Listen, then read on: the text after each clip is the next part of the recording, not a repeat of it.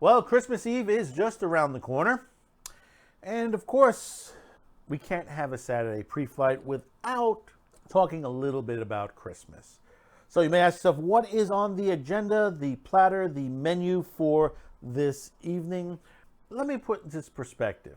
What if I told you that there is a Christmas special with a lot of stars from various movies, TV series, all strung up together into a nice little special that was on a early cable network back in the 80s. You may ask yourself, well, show it to me. Show it. I would love to see that. Well, we're going to have that today, and we're going to showcase it. But the thing about it is, all those famous people are interpreted by one person. And you may ask yourself, what does that mean? Well, you'll have to wait a moment on that. And on my video shelf for this week, we will take another segment that was done, another special from the same person who decided they wanted to try some stories doing the same thing in these classics, and they take on the tale of Robin Hood. And it's a very interesting version of it. All this, plus our Fast Five, your comments and mentions, and we will check in with Spanguli to see what is the movie of the week. So get your boarding pass ready, your passports out. The flight is about to board to take a trip back to the classics on this holiday edition of Saturday Pre-Flight, and it's starting just right now.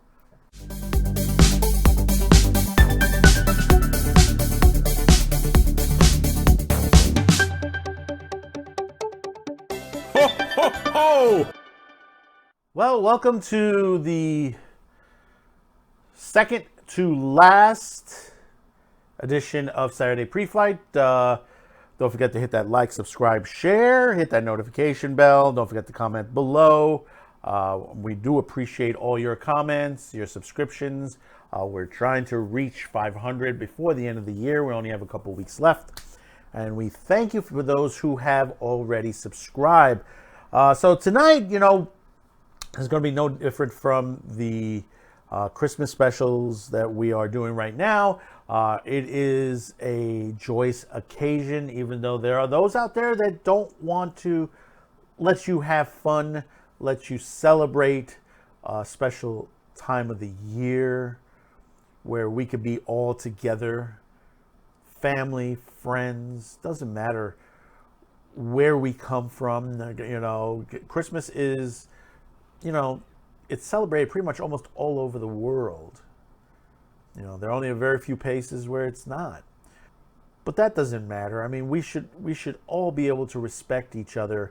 But, it's hard these days, as there are those out there that just basically have become real true Grinches. But tonight, we are going to bring a little Christmas joy to you, as we're going to bring forward a Christmas Carol special that appeared on the early days of HBO. And we're talking very early days of HBO. And if I told you that W.C. Fields, Laurel and Hardy, and Johnny Carson are in this special, you'd be surprised. You'll just have to wait a moment, because you know what time it is? It's time for the Fast Five!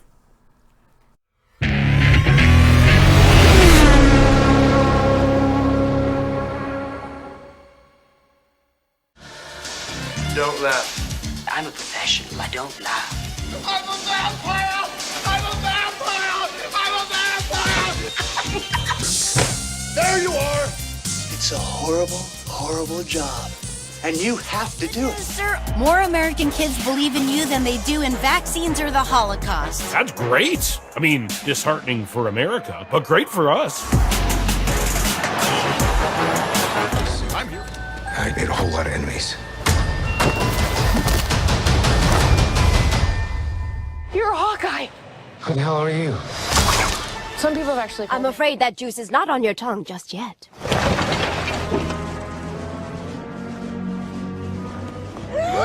Give the baby back. I cannot allow her to be raised by an unmarried woman.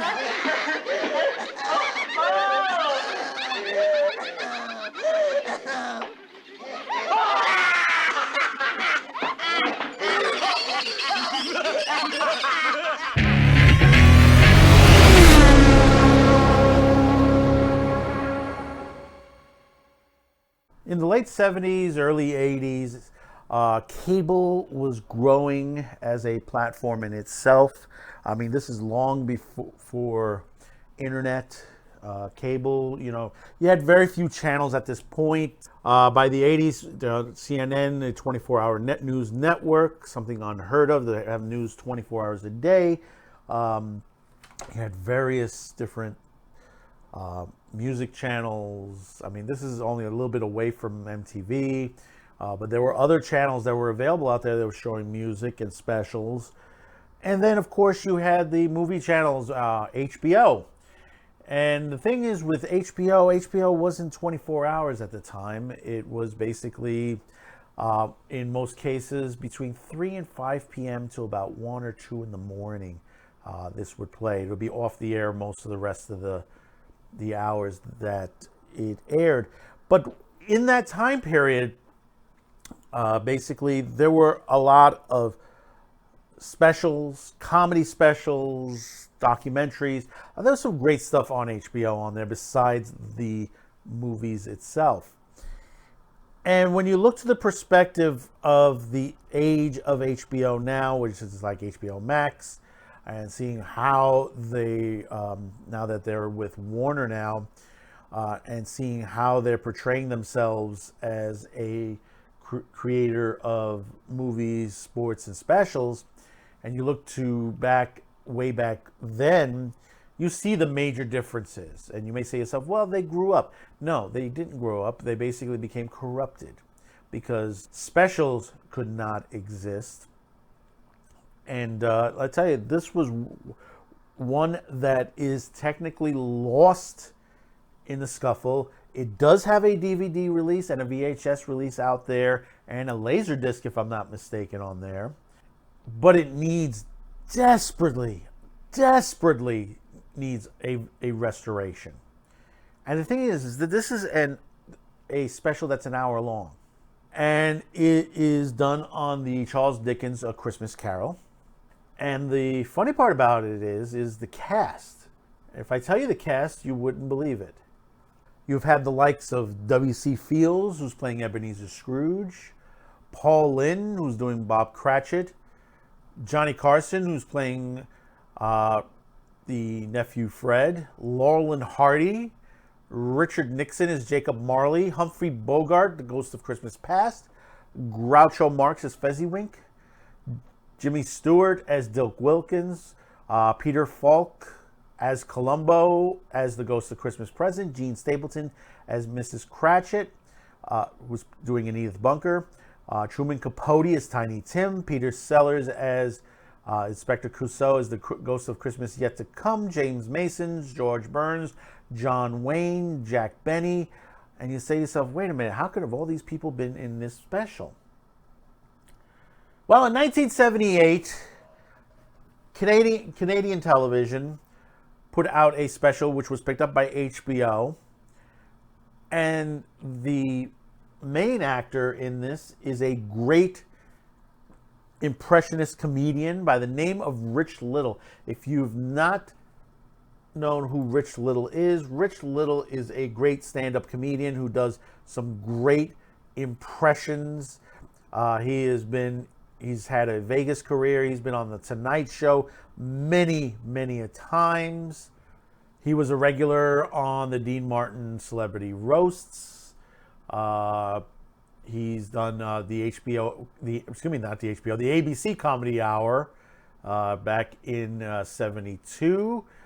He was on the Emmy-winning ABC TV variety series, The Julie Andrews Hour, in 72 to 73, which he did a lot of impressions of Jack Benny. He does a great impressions of Jack Benny. Actually, all his impressions are hands down excellent. You know, he's done Bob Hope, Benny, Carson, Sinatra, Stewart, Douglas, Rickles. I mean, there's nothing that he hasn't done that it wasn't horrible. It was very well done. In fact, he lent his voice.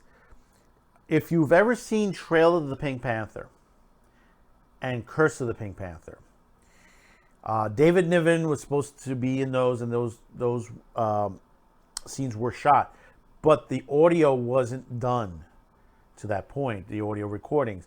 So they asked Rich Little to come in to imitate David Niven, so that basically, you know, they were able to finish the film. But he also has done a lot of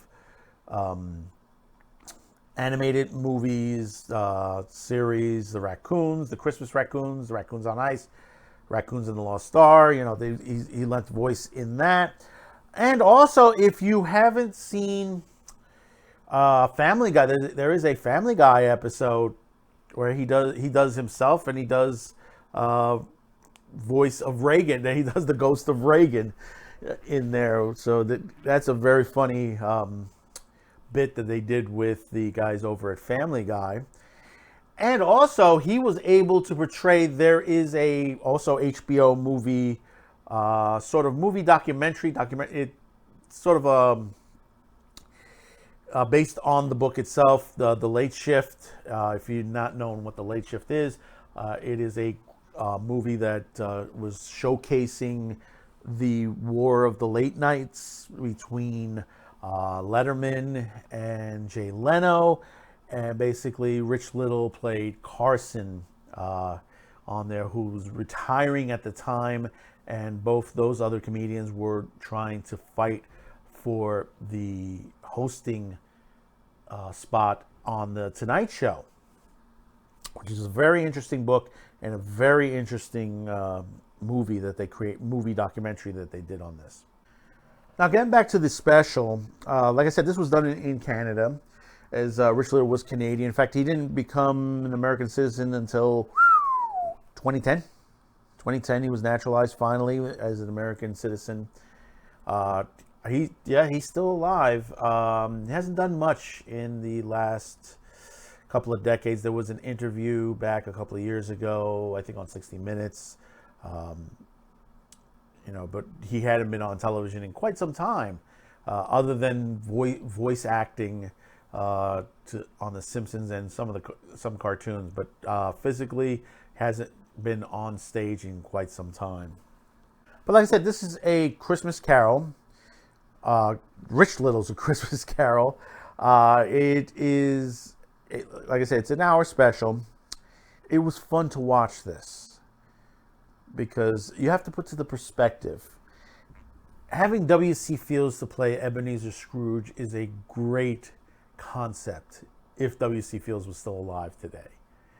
You have to put the perspective of the comedic acting of W.C. Fields that Rich Little was able to bring out. And the same thing with Paul Lynde playing Cratchit. There's a good combination on that.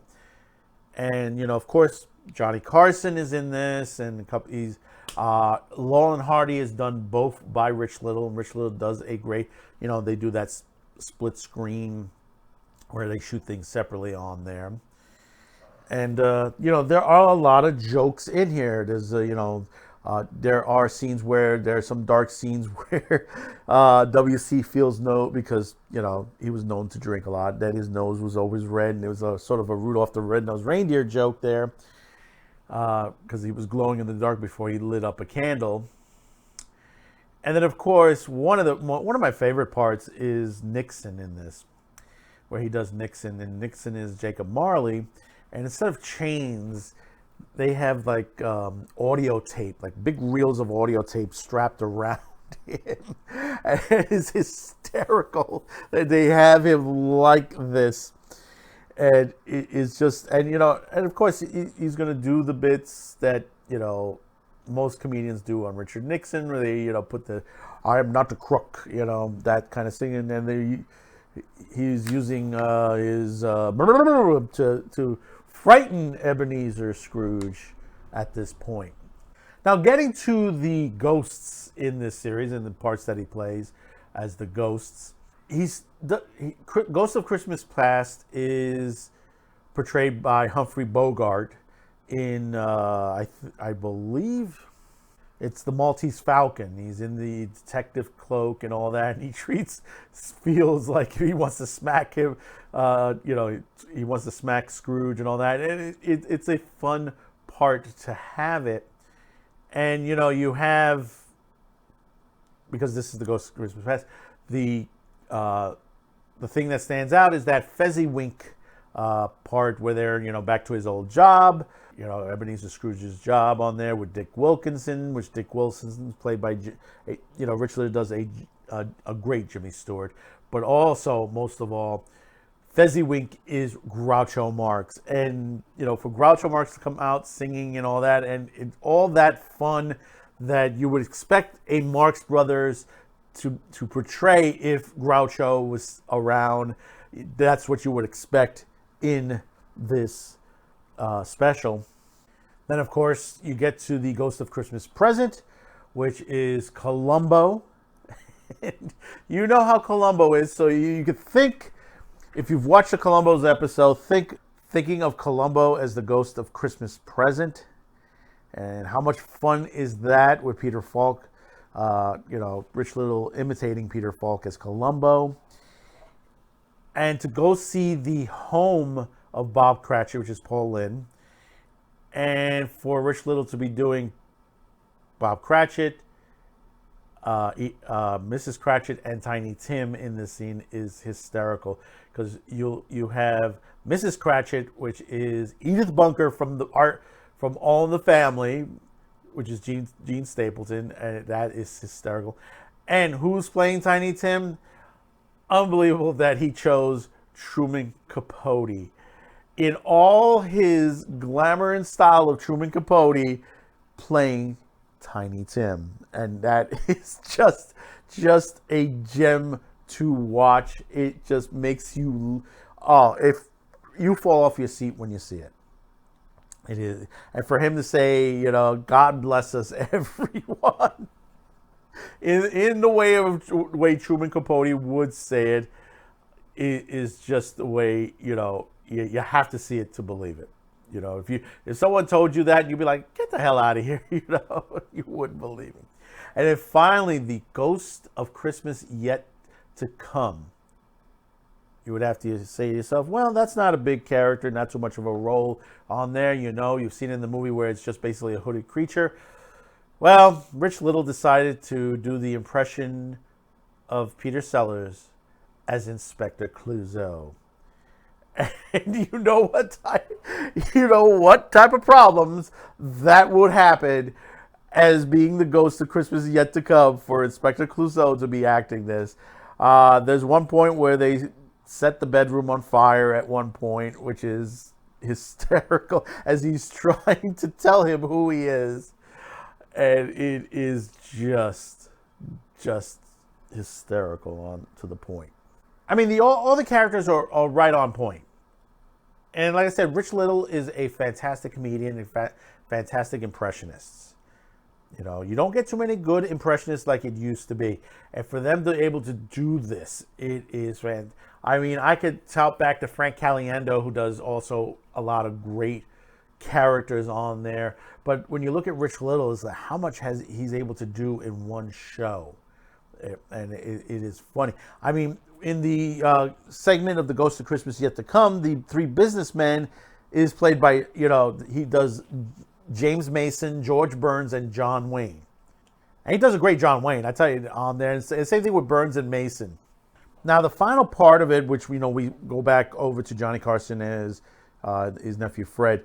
You're wondering who's the little boy in the window on there when Scrooge comes out and says, "Buy that turkey." Well, Jack Benny himself. That's right, folks. Rich Little does Jack Benny as a little boy. Strap yourself in because it is a great part on that alone. But as far as the adaptations, I mean, Rich Little had done this many years ago. As far as Christmas Carol on that, it was an LP called Scrooge and the Stars, which a lot of people say that this was the inspiration for this version of Christmas Carol, because this was at the time was on LP vinyl. Unfortunately, LP. Some people still says LP. Vinyl these days. But in the case where it's W.C. Fields is playing it in the special, on the vinyl version, Scrooge is Jack Benny. That would have been interesting to hear. I have to find out if we could find that vinyl cover for that, because that would be interesting hearing Rich Little play Jack Benny as Scrooge. That would be interesting. Probably Rochester is probably Bob Cratchit. Oh man, you gotta love the classics. You have to love the classics. When you could put together a special of this nature with all these great characters done by one person. I mean, in a way, it is a one-man show. In a way, even though there are other people in the show itself as background characters, but doing it this way was fantastic. And you have to remember, at this point, at the time when this was made, W.C. Fields, Laurel and Hardy, Humphrey Bogart, Groucho, and Jack Benny had already passed away. They weren't alive anymore. So basically, to have characters of that nature be brought back into the light was fantastic. The other half is that this was shot on videotape, and they added a laugh track to it. So there is a laugh track included to it, but that was at the time. Like I said, this was, late 70s. You had inspirations to the TV shows and other things that were going on. I mean, you had Mr. Magoo's Christmas Carol. There are many different versions of Christmas Carol out in the open at this point in history. I think it's well oversaturated now these days. If someone else makes a Christmas Carol, it would have to be a spectacular marvel. I think one of the last great ones is Bill Murray and Scrooged. I think that's one of the last really great ones that is out there. We're seeing junk that's being put out now as holiday specials, not like it used to be.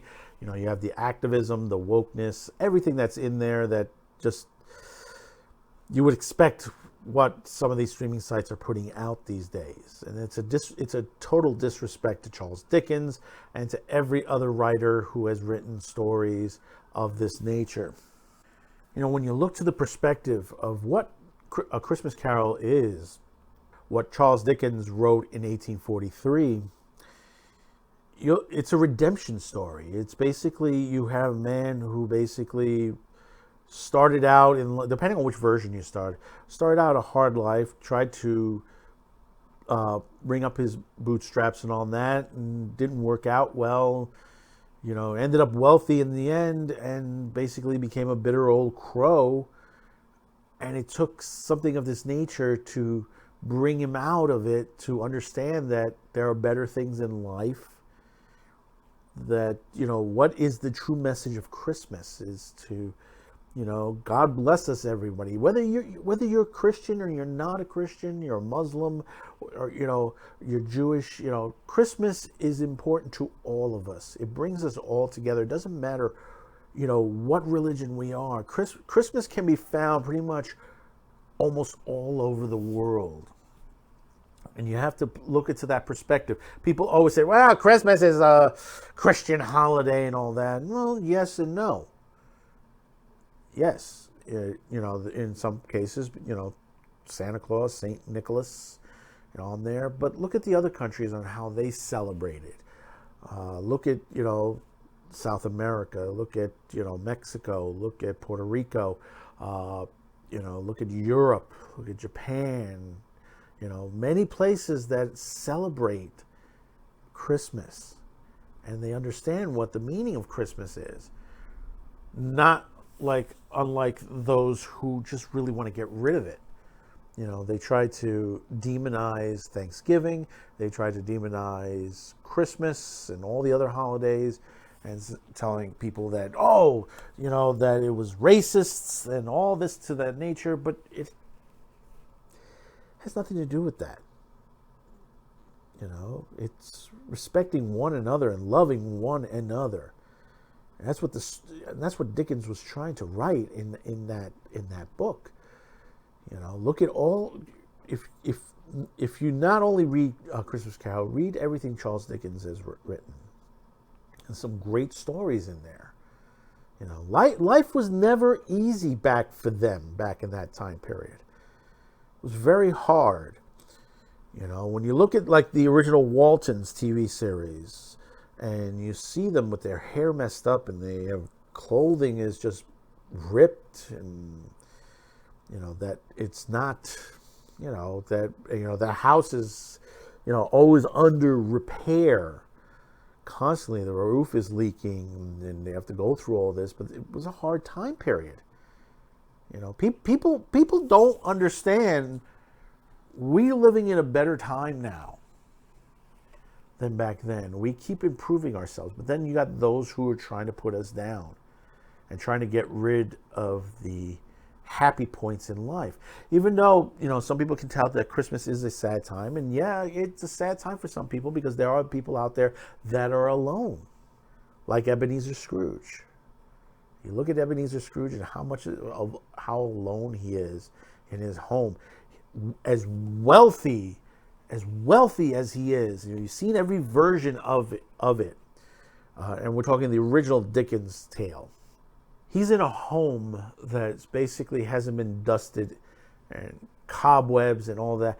You know, for someone who's wealthy, he could afford to pay for a maid to come in every once in a while to clean up the house, and he would pay next to nothing, but he doesn't. Why? Because he doesn't want to be bothered by people. He doesn't want to be, you know, talk to people. If he could stay home and count his money, he would do that. But he didn't trust anybody to handle his business. You know, I like the touch of Rich Little's version because it's W.C. Fields, who was a drinker on there, and there are points where, you know, he's always constantly drinking in this. I mean, some parts are very comedic on how they did it, but understand that adds to even though in a comedic format, it adds to the sadness of Christmas Carol, that you put this version of Ebenezer Scrooge as a heavy drinker. That's all he does all day is count money and drink. You know, there have been many different portrayals of Scrooge on there. Some have standed out stronger than others. You know, like I bring back again Bill Murray's version of, you know, Scrooge, which basically, you know, he gets very emotional toward the end, and you can understand because of the life he's leading. This version in Scrooge, you know, he had a woman in his life. And he threw that away. He threw it all away to try to be at the top of a network company, be top of the network as a network president, run the company, and he ran it. You know, and he was became very dark, and he didn't understand that point of what he was becoming until he was shown by the ghosts of Christmas past, present, and future of what would happen with him, what he was going through. And it was also affecting those around him. If you look to the person of the Cratchit family, Tiny Tim, you know, most people say, well, you know, oh, Tiny Tim, well, you know, he was disabled and stuff like that. You look at the perspective of what Tiny Tim was going through, say, from when this was written in the late 1800s, to versus today's medicines, the way things are done today.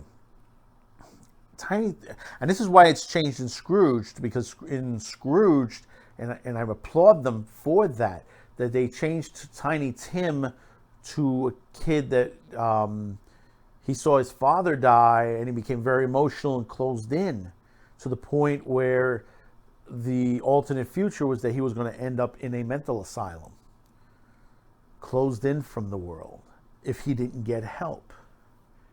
And the only person that could help him was Scrooge. And it's the same thing with Tiny Tim. Tiny Tim, in the original story, was ill. Today's science, he would be cured immediately.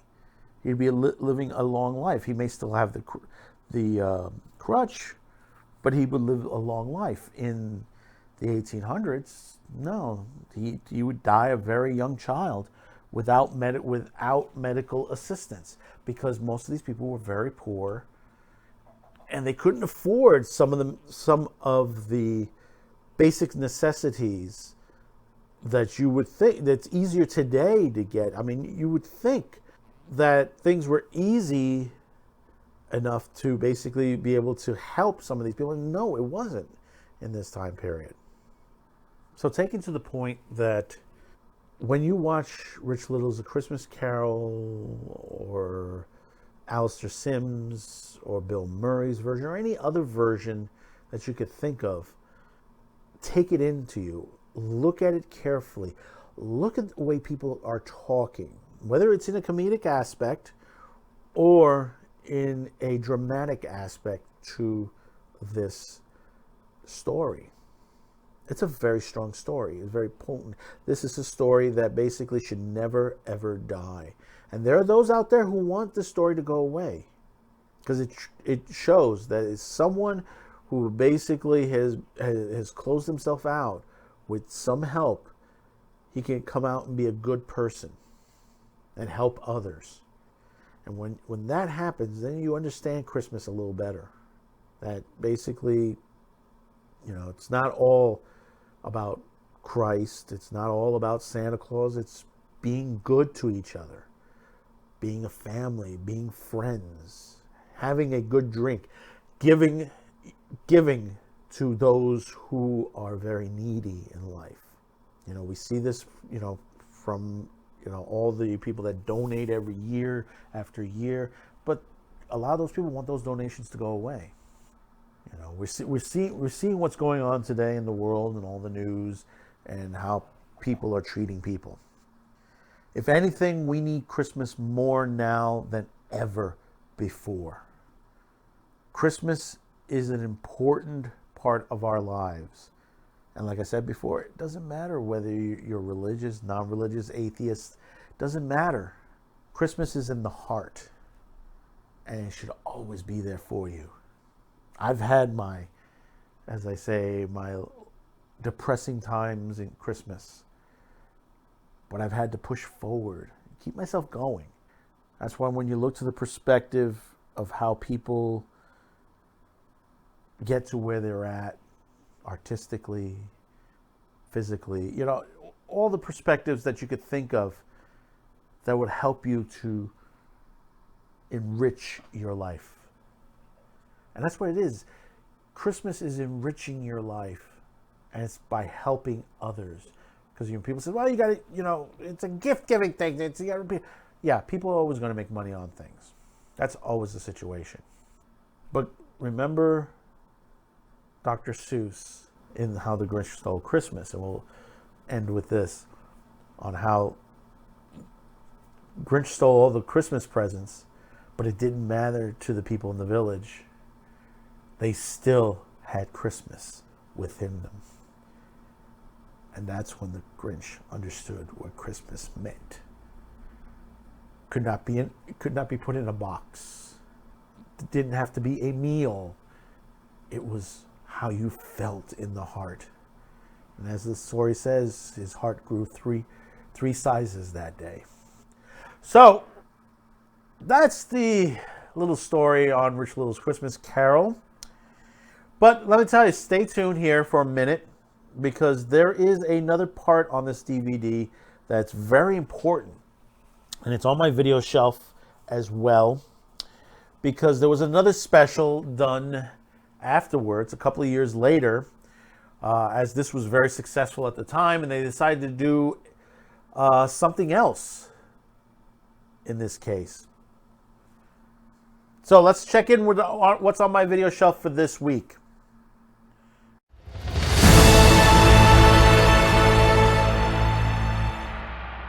Well, on my video shelf for this week, we are talking still on the Rich Little Christmas Carol DVD. There is a second part of this. I do have this in my possession itself. I have the original VHS version of this on both of these things. And like I said, these does need a restoration. But Rich Little in the 80s decided to rehash this type of comedy again and brings the telling of Robin Hood, a la his version of Christmas Carol, which basically Rich Little again plays several different characters. Going from Groucho Marx is playing Robin Hood, Carol Channing is Maid Marian, Humphrey Bogart is Prince John, John Wayne is Little John, and Laurel and Hardy are the sheriffs of Nottingham. And also you had the likes of Inspector Clouseau, you had many others. George Burns is in this, Jack Benny, and many others. And this was a great special. I mean, it was very fun. Taking this to the perspective, like this is a Marx Brothers movie in a way, even though this is a short comedy special. Obviously, yes, the other Rich Little does do the other Marx Brothers in this special as well. You know, you have some of the quotes, taxi, taxi, somebody call me a taxi, and someone off stage goes, well, you're a taxi. You know, it's that kind of humor. If you love the Marx Brothers routines and stuff like that, to see it from the perspective of Rich Little redoing this is fantastic in itself. Like I said, he is a great comedian impressionist, one of the best of all time.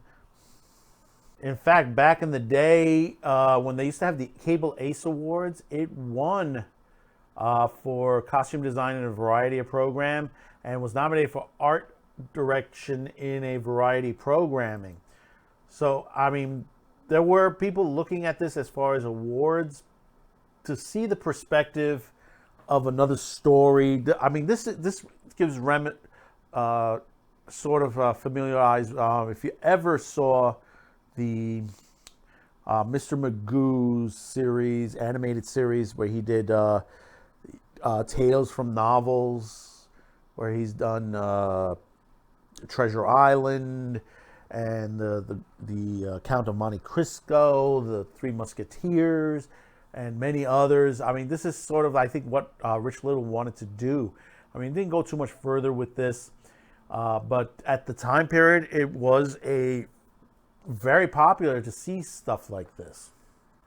I mean, when you have the comedic lines of Groucho Marx and Laurel and Hardy thrown in with a little Humphrey Bogart and John Wayne, and throw Carol Channing.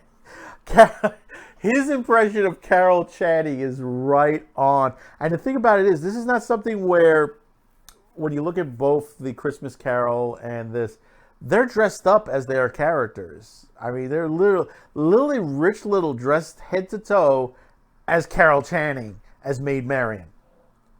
And the fun toward this perspective, the goofball antics that happens. And like I said, this is sort of like if it's a Marx Brothers movie, you know, with a lot of special guest appearances by many different celebrities.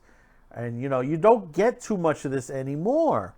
You know, you try to put movies like this together, like, for example, Scrooge, we said before, where you get a lot of other celebrities to play roles on there, but you don't get them to play what they were. You know, if you have a Johnny Carson type character, or Laurel and Hardy, you get Laurel and Hardy during you know, they're the sheriffs of Nottingham, and you know what type of trouble Laurel and Hardy would be in. You know, for a while, we had a couple of movies out there that were sort of homage to stuff like, you know, the Marx Brothers and Laurel and Hardy and the Three Stooges.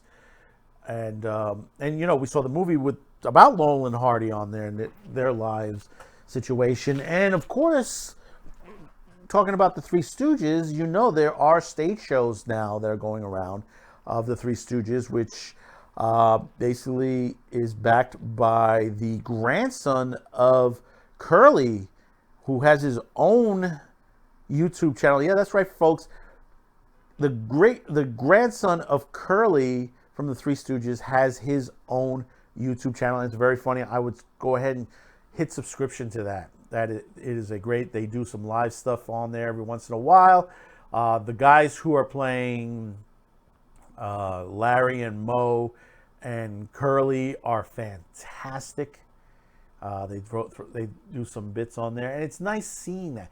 See, this is the things we need again. The type of comedy. They say, well, no, we don't need that. That's awful and racist and stuff like that. You know, what's racist about hitting someone on the head with a hammer? You know, making it funny, or sticking 2 fingers in the eyes on there, or basically being Groucho Marx as a romantic in a, if you've ever seen a Groucho Marx movie itself. I mean, there is another movie out there hanging. We got to do an episode of it for this particular movie, and it's a really good 1992's Brain Donors with John Turturro, Bob Nelson, and Mel Smith, which was a fantastic homage to the Marx Brothers routines. If you could find this video, grab it. It's hard to get, but we'll discuss it on another edition. But it's well worth the watch. To watch such a great comedic genius, Turturro and Mel Smith on there. It well written. I mean, it is literally Night of the Opera, Marx Brothers. But this is what we need. Like I said, this is what we need. Comedies like this. People are so infatuated with some of the stuff that we have today. And I miss a lot of the old comedies. I really, truly do. And, you know, I always keep harking back. They say, well, you can't make Blazing Saddles today. Yes, you can. If you have the strength, the will, and the backing possible to do it, you can do it yourself. You can make something of this nature. There are many fan sites out there, YouTubers and stuff like that, that have done homage to many different series. You have the Dragon Ball, the Cowboy Bebop, going into the anime ones, you go to the Dragon Ball Z's that they've done very, very well, and some of it comedic. And then, of course, you have those who've done the science fiction like Star Trek and Doctor Who out there. Why can't we do the comedies? Why can't we do a Marx Brothers routine? Why can't we do a Laurel and Hardy routine? Or an Abbott and Costello? There's some great talent out there that's screaming to get out. Because the ones that are in Hollywood now are pure garbage. You look at the perspective of that Santa Claus Inc. series that's out now, which is pure garbage. We had that on Man with the Show. It's just pure garbage, and it's an insult to Christmas itself. It's a total anti-Christmas special. But getting back to Robin Hood, this is fun to watch. It's a great run on there. It doesn't go way over the top. Rich Little carries it very well in each of this, and it's shot very well. I would have loved to seen a behind the scenes on this, because this would have been interesting to have a behind the scenes documentary. Maybe it does exist out there, and it's just never been really put out. But I would love to see this. But of course, obviously, when you're looking for this on DVD, you will find it under the Rich Little Christmas Carol as an add-on to it. It's not sold separately, it's sold together. And if you get to the end of this episode, we'll let you know where you could find both of these gems, these fantastic, one's a great holiday special, another one is a great comedic update to a great story like Robin Hood itself. Because, there are many, most people don't realize there are many great stories of Robin Hood portrayed in many different ways. And, you go through history, you've had many people have played Robin Hood. But there are some great novels out there that have Robin Hood in the story, one like The Once and Future King, which is a great story of the tales of King Arthur, that Robin Hood does appear in the story itself. So there are many, many different stories that you can find out there, but I would say check this one out.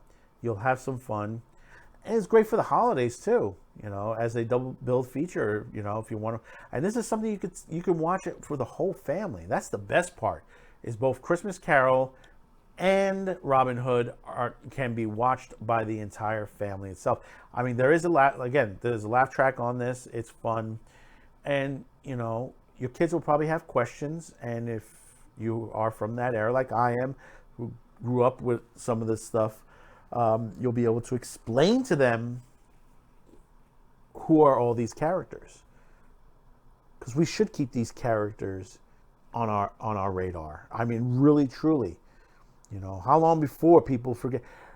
I mentioned this before with an interview that Isaac Asimov. I was working on an interview with Isaac Asimov many years ago. And he said he would only ever be remembered for 60 words. And those 60 words would be just only the law of robotics. Think about that for a minute. Think about it. How much longer before people forget who Groucho Marx is, or Humphrey Bogart, or John Wayne, or Laurel and Hardy, the Little Rascals, Johnny Carson? What are they all remembered for? In most cases, we always hear the bad parts, because there are people out there that will just portray the failures and not the success of these people. It's like, for example, right now, people will talk about Fatty Arbuckle, a great comedian who was wrongly accused at the time of murdering a woman. And he had nothing to do with that. That had to deal with, basically, she should have gotten medical help. There were doctors there. They should have taken her to the hospital, and she would have lived. And basically it took a long time for him to be exonerated. And once he was exonerated, his career was over. If this didn't happen, what kind of a career Fatty Arbuckle would have had? Go back and watch his some of his silent films. A great comedic talent. Same way Rich Little is a very good comedian as well, an impressionist. So that's what's on my video shelf for this week.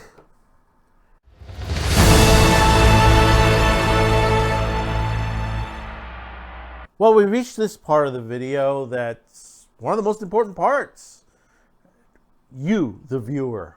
What is on your mind? What is your comments, your mentions? How you're feeling this week? So especially since we're close to Christmas time.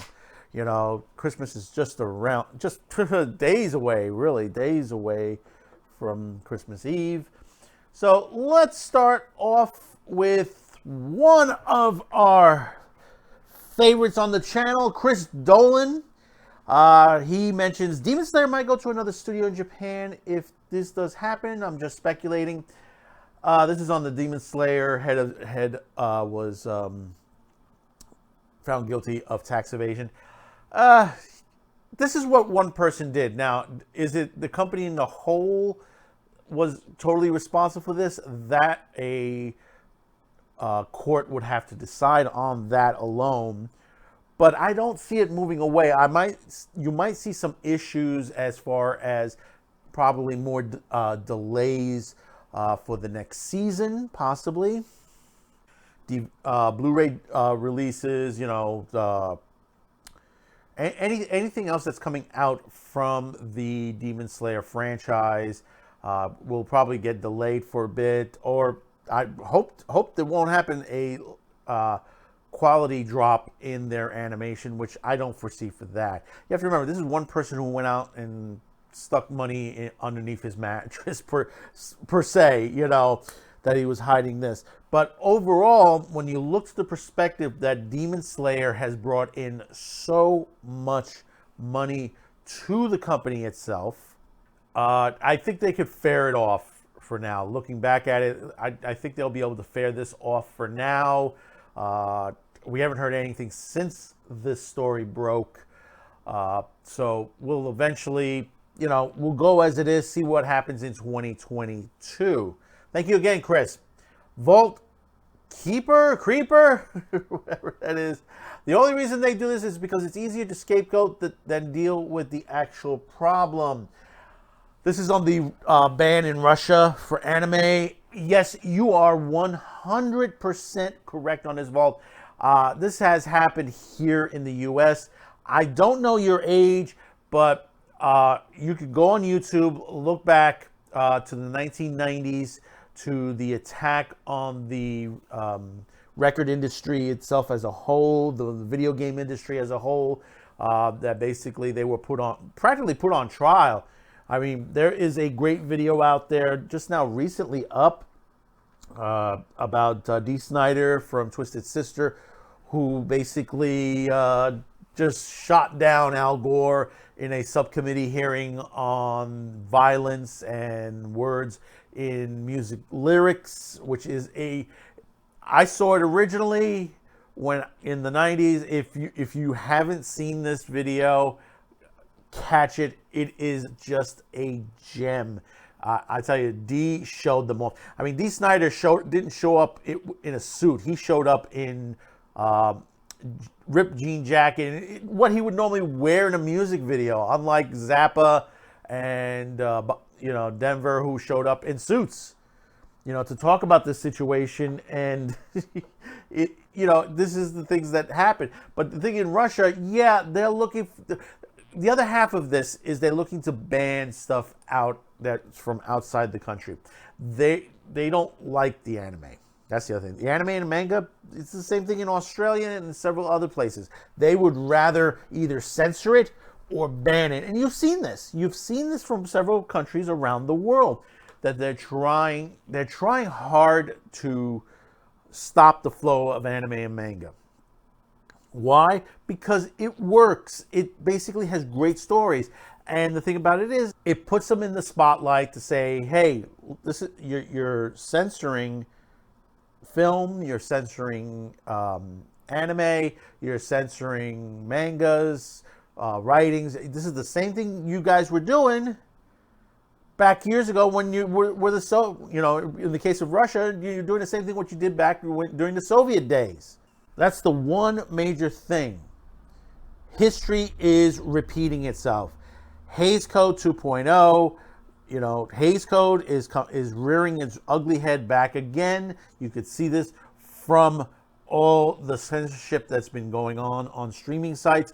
You saw that HBO Max just got caught in 4K with the Birds of Prey, which I didn't like Birds of Prey. I didn't like the movie at all. But the thing about it is, if it's there, don't censor it. Don't censor it at all. You censored that, but meanwhile, the actual movie that needs to be removed, the censor, which I don't like any movie being removed, but the thing about it is, it does have its issues, and you know what I'm talking about, is the Cuties movie. That basically itself. And we're still asking to this day, where are all the audition tapes? Thanks again, Vault. Louis Bosch, is Gundam Teardrop a thing? Well, Louis, I think you might have to ask Yellow Flash on that one on itself. Thank you again, Louis. 31 TM Davies. It is so bad, so blatantly woke, they ruined a great show. This is on the CW's 4400. I'm in 31. I am in total 100% agreement with you. They ruined a really good show. And the thing about it is, and I've only watched some of the scenery that's come out, that Wanted specials. I have to say it looks too clean. And if you understand that, go on MeTV early in the morning and watch an episode of The Waltons, and you'll understand what I mean by that. Thanks again, 31. Shamex 2. Maxwell Adams did nothing wrong. This is on the Billy and Mandy creator. Yes, that's correct. He did nothing wrong. He had a great show. This is why I keep repeating to people, do not go to these companies to show off your product. Do it yourself. You, the viewer, if you want to get into this business, if you have a good animated story, a good plot line, a good animation that you want to showcase, do it yourself. Go on Indiegogo, go get it crowdfunded, get it done that way. Do it yourself. Put it out on Blu-ray, put it out on YouTube. You know, do what you can to do it yourself for you, the creator, to keep the money that is due to you. Because you go to these companies, Cartoon Network, Warner, Disney, you're going to lose your creation. You're going to lose that. And don't ask me. Ask Maxwell. Ask the creator of Courage the Cowardly Dog, and many others who have dealt business with Cartoon Network. I myself know people who have worked with Cartoon Network, and they say it is a nightmare dealing with them. Stay away from them. You see the type of programming they're going for these days right now. They're making excuses now for why the overnight at Toonami, why they haven't gotten really true new anime out of Japan. They're making all these excuses and everything like that. But, you know, it's the situation where there's a lot of changes coming down the line. Cartoon Network is dying out as far as broadcast television. So is Nickelodeon. So is the Disney Channel. Those channels will go away eventually. You know, not today, not tomorrow, but down the line, they're going to be gone.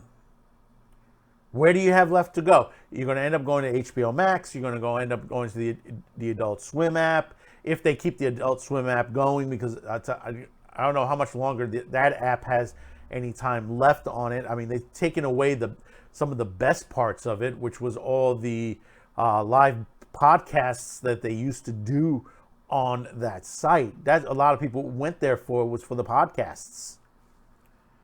Thank you again, Shamex2. SS.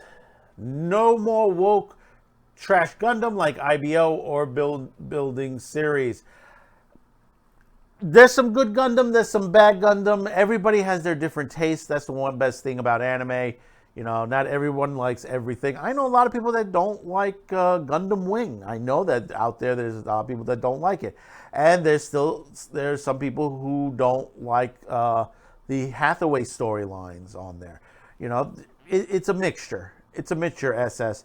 And Lalbit is sus. Says, IBO was good in the first season to me. I don't know about you. Like I said, some people like it, some people don't. You know, everybody has their choice. And, of course, obviously, as we're showcasing on you, you have your opinions on there. But overall, you have to ask yourself, you both ask yourself something on there. How long has Gundam Wing been around? It's been around many years. You know, it goes back to the 80s, and it's always been out there. People have been able to see it, and you know, overall, on the average, they've been putting out some great stories. Hathaway Flash was a really good movie. What is to come after it? You know, I hope it's real, just as good. And finally, back again with Chris Dolan. Let's end up with this. I missed the old Cartoon Network when it first came out. Yes, Chris, we all do. We all miss the cartoon. We miss the weekends. We miss all those great cartoons. You know, Dexter's Laboratory, Cow and Chicken, I Am Weasel. I can go on and on and on. I mean, Cartoon Network in the early days, they produced some great stuff, including Billy and Mandy. I love Billy and Mandy. Courage the Cowardly Dog. I loved Courage the Cowardly Dog. Seeing all these shows, it brings a tear to my eye to see what they've done with them now in the present day, because Cartoon Network has no respect for these creations. These are the creations that basically gave them the life that Cartoon Network became. If it wasn't for these shows, they would not be existing right now. And they also have to thank Family Guy. They have to thank American Dad, Futurama, and many others for the Adult Swim part of the situation. You created a network that built up on for kids, teens, and adults all in one time. That's very hard to do. That is very hard to do. You keep pace with everybody. But now you're just crashing in flame. And the network just doesn't understand that. This is the problem. And this is why we always keep saying why anime itself and manga are doing well, because there is something for everyone. The early days of Cartoon Network, there was something for everyone. They've lost their way in that situation. Thanks again, Chris. And thanks to all of you who have given your comments on this edition of Saturday Pre-Flight, and also over at Man with the Show. And you may ask yourself, well, how can I join in on this conversation? Well, all you got to do is go below this video right into the comments line there and start typing away. Try to keep it brief. Also, keep the language to a minimum. I know sometimes you get a little excited, or basically your emotions will run, and that's okay. Take a moment before you hit that enter button and see what you've written, and you might be seeing your comment on another edition of Saturday Pre-Flight. We try to bring that every week to you on all of our social media platforms. We have a couple from BitChute and I think from Odyssey, and we'll probably have that next week for you as we're filtering through all this, because we get so many of this. We get so many comments just recently. I mean, this is the slow period, but surprisingly, this past week through through Thanksgiving, we were getting a lot of comments on there. So we have to filter through the stuff that we're able to talk about, because there are some things we can talk about, and there are other things we can't talk about because the algorithm gods are watching. But we're going to try to split it up in a way to where BitChute and Odyssey will have their the comments I can't use on YouTube. We'll have a special edition just for those comments alone, because we want to get those comments out as well. Because basically, we try to voice everyone on there. But remember, watch the video. That's the most important. Watch the video. If you don't, if you want to comment on something, watch and understand what we're saying here on Cuticast TV, Saturday Pre-Flight, Man with the Show, because a lot of times, we have a social media person who handles part-time our social media accounts. And a lot of times when we get a comment or two, a lot of it is just like stuff that, that people, we know that they didn't watch the video, because they'll say, well, why didn't you say this? And I said, well, I guess you didn't watch the video. Because, a lot of times he said, yes, we did say it. You must have missed it. Go back and go back and look at it again.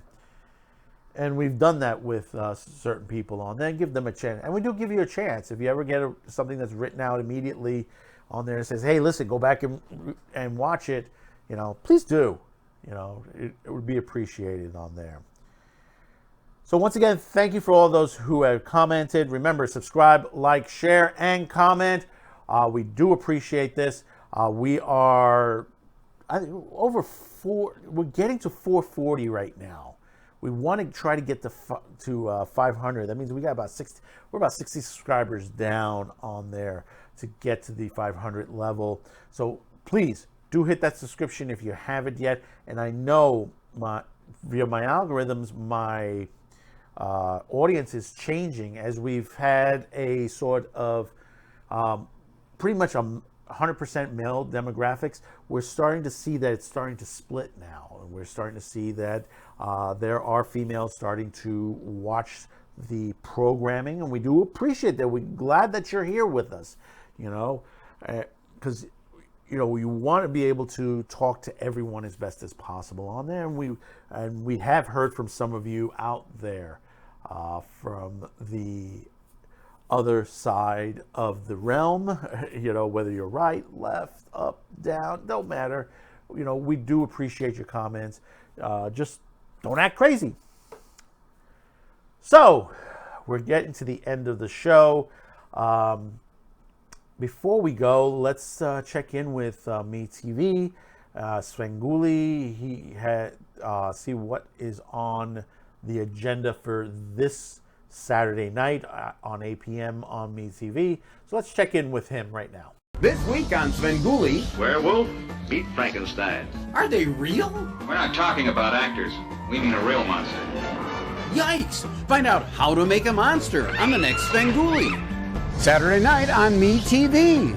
Well, they are re-airing the 1958 How to Make a Monster, starring Gary Conway, Robert H. Harris, Paul Brimminger, Gary Clark, Morris Akram, and Malcolm Attenbury.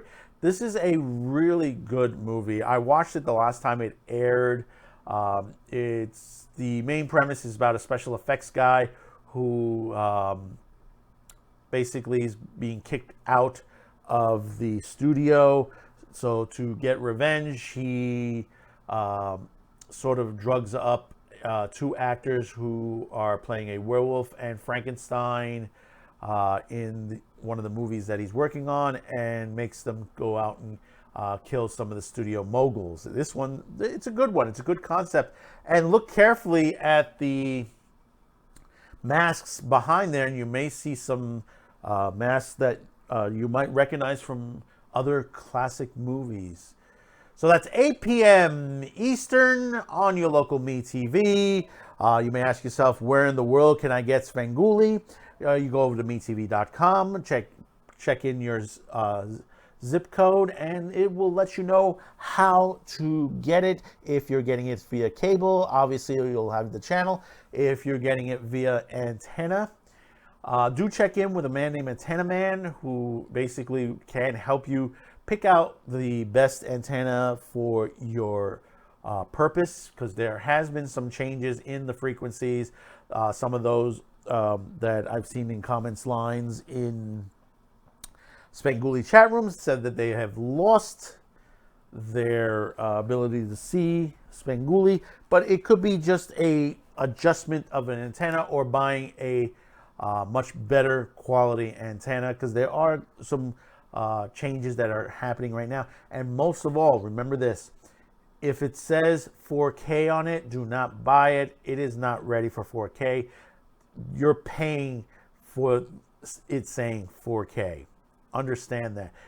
There's going to be a change in technology very soon for over the airwaves, because there are some things coming, and those antennas are most likely not able to pick up those frequencies when those frequencies become available. Once again, do check with Antenna Man on YouTube. He'll explain it in great detail. So you may ask yourself at this point, what is on next week? Well, next week is going to be our last episode of the year. And obviously, it will be a Christmas episode, as you've seen in this one. This week, we took on this version of A Christmas Carol with Rich Little, which, like I said, this was, is an enjoyable version, a great comedic version of this.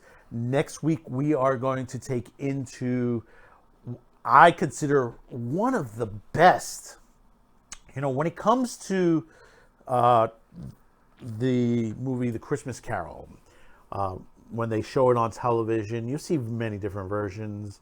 A lot of the old black and white classics to some of the newer versions that have been put out within the last years. There is one that stands out the most that unfortunately doesn't get that much love. it is played, not played enough, and it is a great musical on top of it. You know, you have some of them out there like Mr. Magoo's Christmas Carol, and also The Rich Little One, which had some great music in it. But this was very well done, a bit dark, and also it has a link to a Star Wars character as well as a famous actor who is in Star Wars was also in this movie as well. And here's a small clip. Do you like it? It's wonderful. I've never tasted anything like it. Of course you haven't. What is it? The milk of human kindness. There are more good things in this life, Scrooge, than you can possibly imagine. I'm sure there are. Can I have some more? Ebenezer Scrooge, the sins of man are huge. So that's next Friday night, 10 p.m. Eastern, 7 Pacific, on your local social media platforms, YouTube, BitChute, and later on Odyssey. It is our last episode of the year. And for those of you, hey, listen, it's been a good year for Pre-Flight. We are starting to get, as I say, our sea legs or our video legs. We're getting into this, and we're starting to get people to watch a lot of our episodes, especially on our alternative social media platforms. I mean, one of the things about here, it's very hard to deal with YouTube when it comes to this type of programming. You know, the thing about it is they rather have, and what people are calling now the corporate content creators now, they rather show them off than us, where we are showing to you classic film, classic television, product that should not be forgotten. And we're seeing a large amount of garbage put out, and we just saw a Christmas special put out recently by HBO that it's just pure political garbage, you know, and it's a shocker to see that someone would take something like that, you know, a story about Christmas, and do what they did with that, you know, special. Even though the language is not for kids, and they probably don't list it as kids, but you know, you make it look like something out of something Rankin and Bass has done.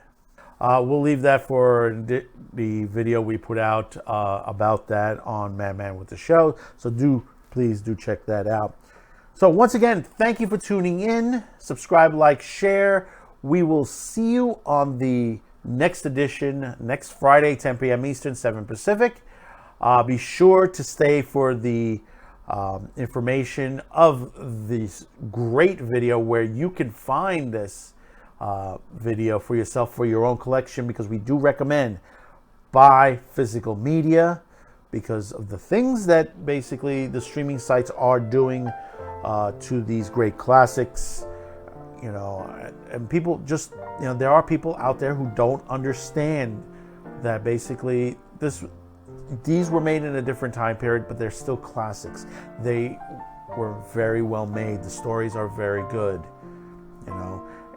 And as we getting along in years, you know, we're starting to lose some of those movies and TV series. They're being forgotten. And shows like this, Saturday Pre-Flight, we hope to bring it back into the realm again, so you'll be able to see it, because I know there's a lot of people out there that are seeing things for the very first time. So until next time, thank you for tuning in. Happy holidays to you and your family, and a Merry Christmas. Bye-bye now.